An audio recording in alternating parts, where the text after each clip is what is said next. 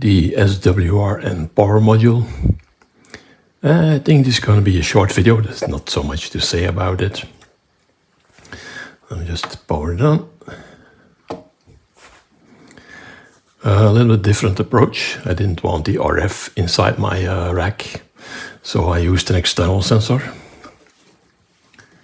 So it's hooked. It's hooked up for the moment. I will show the inside later in the video. And I have a dummy load connected. I'll just straighten out the stuff here. So I do a lot of CB work, and yeah, my power meter they are almost 50 years old, so still good, but I want something digital that fits in my rack. So this is, let me just transmit, power and SWR. I can change to forward and reflected. Yeah, no reflected because I have a dummy load. The net to antenna and the efficiency. And also a peak measurement. And just switch it to USB.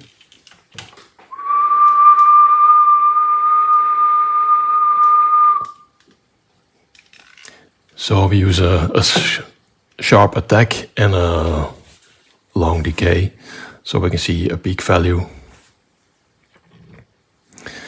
And of course a menu. I can show the raw voltages from the sensors or go to sleep.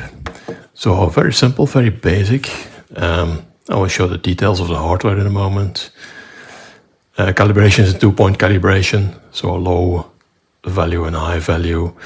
And I measured with an oscilloscope, so I can determine the dBm, the voltage that's required for that, and that gives me the calibration. Well, so far so good. So very simple. Sensor is connected to a special cable. I will show that later. I'll look inside the sensor unit. So we have the connectors here to the controller and the transmitter. Here the antenna connector. What's inside? The tandem bridge, classic tandem bridge with the two coils, FT82-43. I don't need anything bigger because I'm not doing that many watts. It's intended for CB, so maybe 20 watts is the most that I get. My dummy load is only 20 watts. So a couple of attenuator bridges here. And then the classic AD8307s, two of them, one for forward, one for reverse. And then I need to get these analog signals to my sensor. And how are we doing that? I have an ADS1115, a 4-channel analog to digital converter with I2C bus. And I2C bus is only intended to be used inside of equipment for short distances. So how to solve it? The same way I did with my thermal camera. I have an I2C bus extender up here, so I can go really long distances.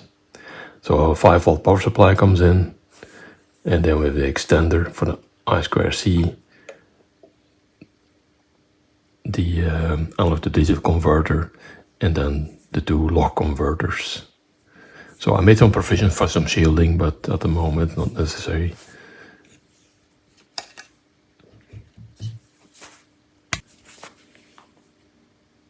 The module itself, the display, two rotary encoders. At the moment I'm only using one, and connection to the sensor. So the sensor is connected to a cable with some avionic plugs.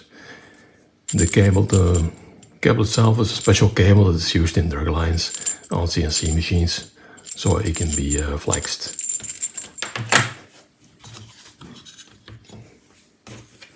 Inside, the usual The board, I took a different approach this time. Let's see if I can get it a better view. Oops, like this. Yeah, that's a bit better. I designed a bit of an universal board because the only thing I need to interface with my sensor is the I2C. So for that I have the same I2C extended chip here. So that takes care of the transmission and receiving of the data. And since I'm working on 5 volt in the sensor block, I have some level shifters up here to convert to 3.3 volts. I also have a bit of a power supply thing here, the usual that I use, a dual FET. I can switch the power supply to the sensor and this part on and off. I also made provision here for another type of interface, so I have the I2C interface. I also added RS485 interface because I still have a lot of space here, so it's a bit universal. So if I have a sensor unit, an external unit with I2C, I can use it. If I have something with RS485, I can use it. And then I will populate these parts, which is just the RS485 driver, and then the usual ESP32. So this module can be used for several purposes. So it's not specifically designed for the SWR and Power meter. It's a bit general with I2C and RS485.